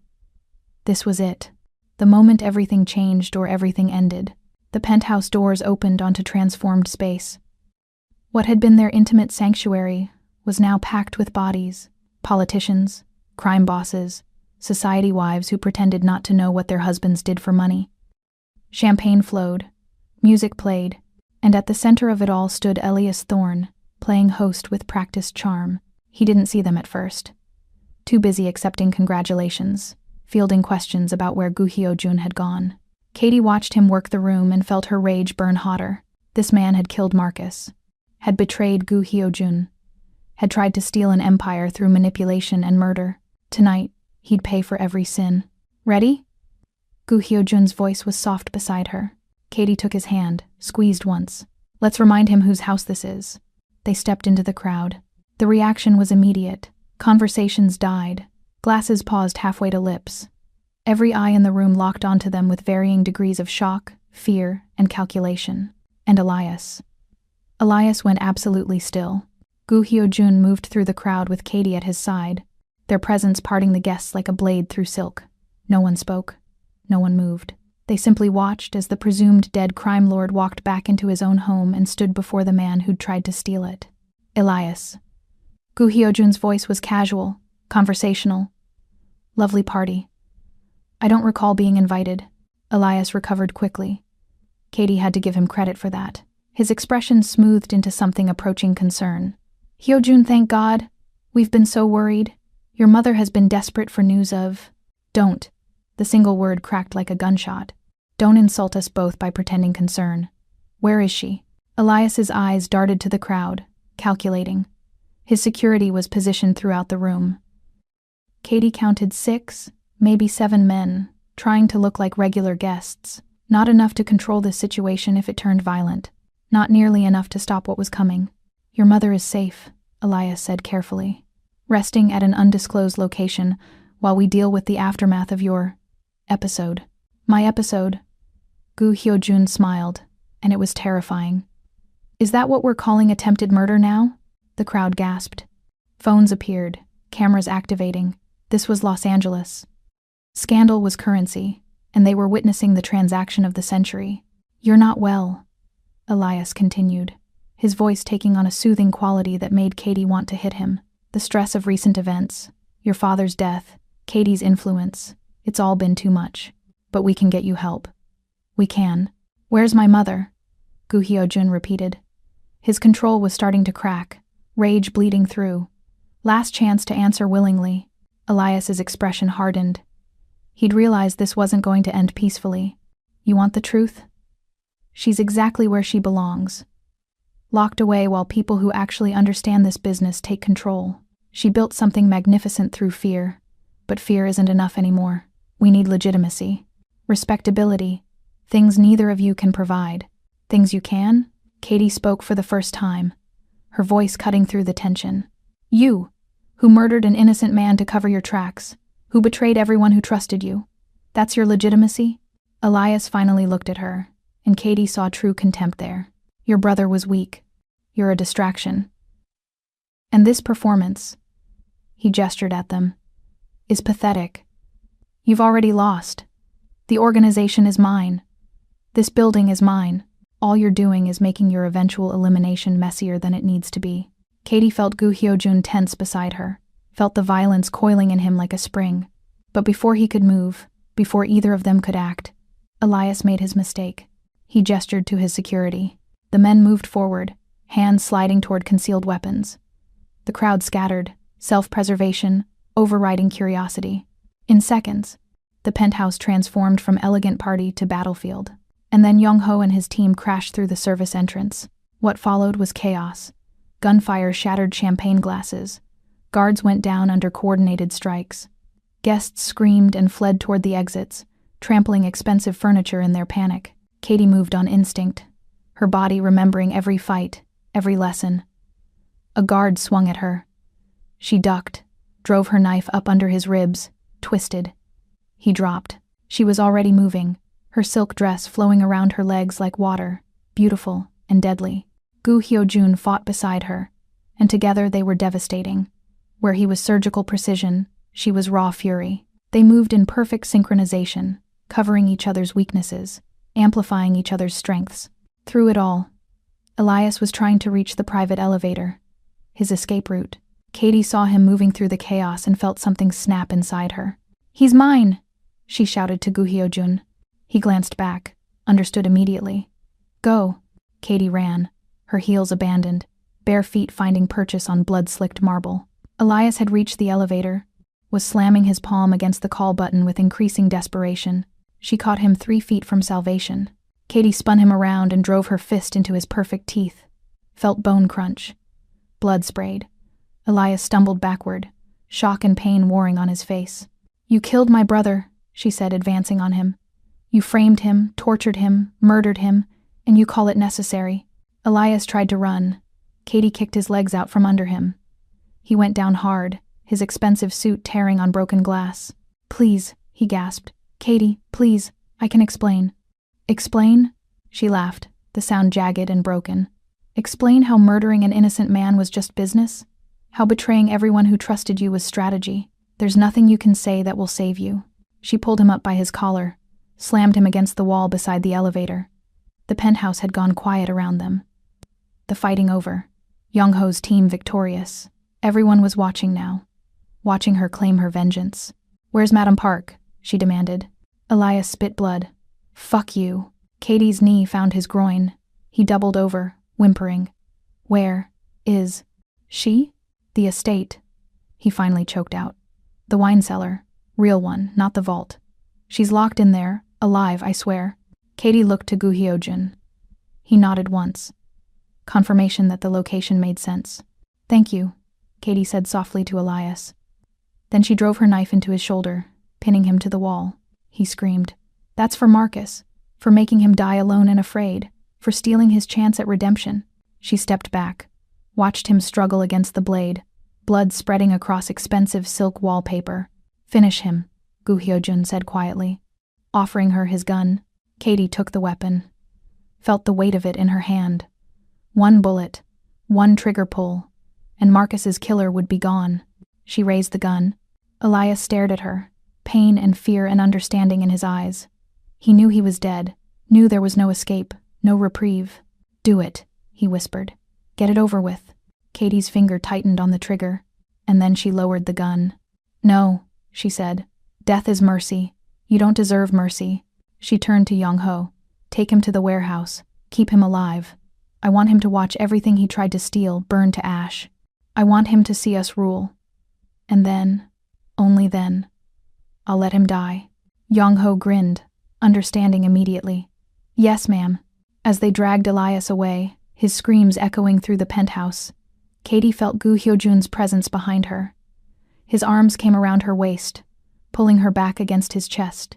That was either brilliant or insane, he murmured against her hair. Maybe both. Katie leaned into him, suddenly exhausted. The adrenaline was fading, leaving behind bone-deep weariness. Is it over? Not yet. We still need to find my mother. Free her. Or what? His arms tightened around her. Or decide if freeing her is really what's best for us. Katie turned in his embrace, understanding the weight of what he wasn't saying. Madam Park alive was a threat, someone who'd controlled him for years, who had decades of connections and influence, someone who might never forgive this coup. But Madam Park dead made them irredeemable. Patricide, matricide. The ultimate betrayal in any culture, but especially theirs. We free her, Katie said firmly. We free her, and then we negotiate. She can retire with dignity, maintain her status as matriarch, even keep her wealth. But the operational control passes to you, to us. You think she'll accept that? I think she's a pragmatist. And pragmatists understand when they've lost. Katie pressed her palm to his chest. Besides, keeping her alive makes you look merciful, gives you moral authority. You freed your mother from the man who'd imprisoned her, even after everything she'd done. Gu Hyojun stared at her for a long moment. Then he laughed, the sound rich and genuine. You're terrifying. You know that? I learned from the best. She kissed him softly. Now let's go rescue your mother and finish winning our throne. They found Madam Park exactly where Elias said she'd be. Locked in the wine cellar beneath her estate, surrounded by bottles worth millions and utterly alone. She looked smaller than Katie remembered, diminished by captivity, her elegant clothes rumpled, her perfect hair disheveled. But her eyes still burned with that cold intelligence that had built an empire. When Gu Hyojun opened the door, she simply stared at him. No relief, no gratitude, just assessment. So, she said in Korean, her voice rough from disuse. You came. Did you think I wouldn't? Gu Hyojun replied in the same language. Katie stood beside him, understanding enough from context even though the rapid Korean was beyond her. She watched the two of them, mother and son, circling each other with words like predators, establishing dominance. Finally, Madam Park switched to English. A courtesy for Katie, or perhaps a power play. You've made quite the mess, she said, her gaze finally acknowledging Katie's presence. My organization in chaos. My most trusted advisor revealed as a traitor. And you've brought a stranger into our world as your partner. Your father would be ashamed. My father would understand, Gu Hyojun said quietly. He loved you, but he also saw what you were becoming. What you forced me to become. I made you strong. I made you feared. I made you into someone who could survive in this world. You made me into a weapon. There's a difference. Silence stretched between them. Katie felt the weight of years of pain, manipulation, and twisted love hanging in the air. I'm taking control, Gu Hyojun said finally. Operational control of the JBL. You can keep your title, your status, your wealth. But the decisions, the direction of the organization, that's mine now. Madam Park's laugh was bitter. And if I say no, then I'll take it anyway. But I'd prefer to do this with your blessing, with respect for everything you've built. He stepped closer. I'm not trying to destroy your legacy, Mother. I'm trying to evolve it, to build something that doesn't require blackmail and fear to sustain itself. Idealistic fool. But there was something almost fond in her tone. You sound like your father. Good. He was a better person than either of us. Madam Park's gaze shifted to Katie, studied her with uncomfortable intensity. And you, the fighter, the outsider. You think you can handle this world? You think loving my son will protect you? Katie met her stare without flinching. I don't need protection. I've survived this world's worst already. And I'm not just loving your son. I'm ruling beside him. Whether you accept that or not is your choice. But it's happening. A smile ghosted across Madam Park's lips. Bold, foolish, but bold. She looked back at Gu Hyojun. You're serious about this girl? Her name is Katie. And yes, I'm marrying her, making her my partner in every sense. His voice was firm. That's non-negotiable. Another long silence. Then Madam Park sighed, the sound carrying decades of weariness. Very well. I accept your terms. You lead the organization. I retire to advisory status. And your, Katie, will stand beside you.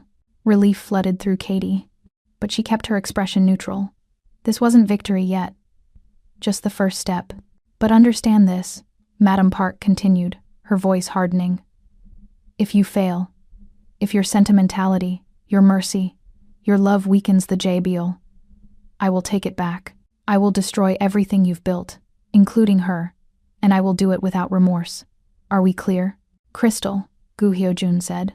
They left her there in the wine cellar, not imprisoned but not freed either. A symbolic space between old power and new. Young-ho's team would move her to a secure location, somewhere comfortable but controlled. In the car, heading back toward the city, Katie finally allowed herself to feel the enormity of what they'd accomplished. We did it, she said quietly. We actually did it. Gu Hyojun's hand found hers. You did it. You gave me the courage to challenge her, to believe I deserved freedom. We gave each other courage. Katie squeezed his fingers. That's what partnership means. They drove in comfortable silence for a while, watching the city lights grow closer. Then Gu Hyojun pulled the car over at a scenic overlook, the kind where teenagers came to make out and dream about futures that might actually happen. He turned to face her, his expression serious. I meant what I said, about marrying you, about making you my queen. I know, but I need you to understand what that means. He reached into his jacket, pulled out a small box. This isn't romance, Katie. This is a blood oath. A binding that makes us inseparable in every way. Business, legal, spiritual. If you take this ring, you're taking on everything that comes with me. The danger, the darkness, the violence. There's no halfway. No casual commitment. Katie took the box with trembling hands, opened it to reveal a ring that took her breath away. A black diamond surrounded by smaller blood-red rubies. It was beautiful and terrifying, exactly like the man offering it. I don't want halfway, she said. I don't want casual. I want the darkness, Hyojun. I want to burn so bright beside you that the whole world has to look away. His smile was devastating. Then wear my ring, rule my empire, become the queen of the Shadow Clan. Katie slid the ring onto her finger. It fit perfectly, of course. He'd known her size, Probably from watching her hands wrap before fights, from memorizing every detail about her. The moment the ring settled into place, something shifted, not just between them, but in Katie herself. She felt the weight of responsibility, the intoxicating pull of power, the dangerous certainty that she'd finally found where she belonged. Not in the light, seeking justice and redemption, but in the shadows, claiming power and vengeance. Gu Hyojun pulled her into his arms, and Katie went willingly, her lips finding his in a kiss that tasted of victory and promises too dark for daylight. His hands slid into her hair, holding her close as the kiss deepened into something desperate and consuming. When they finally broke apart, both breathing hard, his forehead rested against hers. "I love you," he said simply. "I don't know when it happened or how, but somewhere between you spilling soju on me and you standing over Elias with murder in your eyes, I fell completely in love with you." Tears burned Katie's eyes. She'd given up on love after Marcus died, convinced herself she didn't deserve it, didn't need it. But hearing those words from Gu Hyojun's lips, she realized she'd been lying to herself. She'd needed this, needed him, needed someone who could look at her darkness and not just accept it, but worship it. "I love you too," she whispered. "My monster, my king." They kissed again, softer this time, sealing their blood oath with something almost tender, almost innocent, almost. 6 months later, Katie stood in the penthouse and barely recognized her life. The space had been renovated after the battle, bloodstains cleaned, bullet holes patched, broken glass replaced. But they'd kept the essential darkness, the elegant brutality that made it theirs. Now it was truly their throne room. She wore a black silk robe, her natural hair freed from its usual controlled style, wild curls framing her face. The ring on her finger caught the city lights, black diamond glinting like a promise. Mrs. Gu Hyojun. Katie Duncan had died the night she'd married him in a private ceremony, attended only by their most trusted allies. She'd taken his name, his world, his darkness, and in return, she'd given him her absolute loyalty, her strategic mind, her capacity for beautiful violence. Together, they were building something magnificent and terrible. The door opened. Gu Hyojun entered, shedding his jacket, loosening his tie. He looked exhausted. They'd been consolidating power, eliminating resistance, restructuring the organization's operations. The work was brutal and endless. But when his eyes found Katie, his expression softened into something approaching peace. "How did the meeting go?" she asked. "Better than expected. The Los Angeles families have formally recognized our authority. No more challenges, no more threats." He crossed to the bar, poured 2 glasses of whiskey. "We've won, Katie. Actually won." She accepted the glass, took a sip. "What about Elias?" Gu Hyojun's expression hardened. "Still alive. Still suffering. Young-ho says he's broken completely, begging for death every day." "Good." Katie felt no pity. Only satisfaction that Marcus's killer was experiencing a fraction of the pain he'd caused. "When do you want to end it?" Katie considered. She'd promised herself she wouldn't let Elias die until she'd built something he could never touch, never corrupt, until she stood so firmly in power that his betrayal was just a footnote in her rise. "Soon," she said. "Maybe next week. Let him see us happy one more time. Let him understand how completely he failed." Gu Hyojun moved behind her, his arms circling her waist, pulling her back against his chest. His lips found the curve of her neck, pressing soft kisses that made her breath catch. "Have I told you today that you're magnificent?" he murmured against her skin. "Not in the last hour," Katie said, tilting her head to give him better access. "Then I'm remiss." His hands slid beneath her robe, finding warm skin. "You're magnificent, terrifying, the most dangerous woman in Los Angeles, and you're mine." Katie turned in his arms, her hands framing his face. "Just as you're mine." They kissed, slow and deep, the kind of kiss that spoke of total possession and absolute trust. Katie's robe slipped from her shoulders. Gu Hyojun's shirt joined it on the floor. They'd made love countless times in the past 6 months. Sometimes gentle, sometimes brutal, always intense. But tonight felt different. Tonight felt like celebration, like the final sealing of their blood oath. He lifted her easily, carrying her to their bedroom. The space was dark, intimate, lit only by the city beyond the windows. He laid her down on silk sheets, the color of midnight, his body covering hers with careful weight. "I want you to know something," he said, his voice rough with emotion. Everything I am, everything I've built, everything I'll become, it's yours. Completely. Forever. Katie's throat tightened. And everything I am is yours. My darkness, my rage, my love. All of it. Until death and beyond. They came together then, skin against skin, breath mingling, bodies moving in perfect synchronization. It wasn't just sex. It was communion, confirmation, the physical manifestation of their unbreakable bond. Gu Hyojun was reverent in his possession, his hands mapping her body like sacred territory, his mouth worshipping every curve and scar. Katie responded with equal intensity, claiming him as thoroughly as he claimed her. Two damaged souls completing each other in the only way that mattered. When they finally peaked together, crying out in unison, it felt like conquering and surrendering simultaneously, like becoming something greater than the sum of their individual darkness. Afterward, they lay tangled in sheets and each other, hearts slowly returning to normal rhythms. Gu Hyojun's fingers traced idle patterns on Katie's shoulder. She pressed her ear to his chest, listening to the steady beat that had become her favorite sound. "Do you ever regret it?" he asked quietly. "Choosing this path? Becoming what you've become?" Katie considered the question seriously. She thought of Marcus, of the innocent girl she'd been before his death, thought of the dreams she'd abandoned, the light she'd deliberately walked away from. "No," she said finally.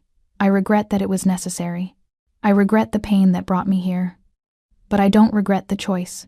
This life, this power, you, it's mine. I claimed it, built it, and I'll defend it with everything I am. Even if it costs your soul." She lifted her head to meet his gaze. "I don't believe in souls anymore. I believe in power, in loyalty, in the empire we're building together. That's enough." Gu Hyojun's smile was soft and devastating. "Then we're perfect for each other. Two soulless monsters ruling the darkness." "Exactly." Katie kissed him once, softly. "Now let's clean up our mess." The next week, they gave Elias his release. It happened in the same warehouse where they'd planned their coup. The space transformed into something between a court and an execution chamber. Their key allies were present. Young-ho, June, the captains who'd chosen their side. Elias was brought in on his knees, a broken shell of the elegant man he'd been. 6 months of captivity had destroyed him. His expensive taste in clothes reduced to rags. His careful grooming replaced by unkempt hair and beard. His arrogant confidence shattered into whimpering compliance. Katie felt nothing looking at him. No satisfaction, no pity. Just cold acknowledgement that justice, however brutal, had been served.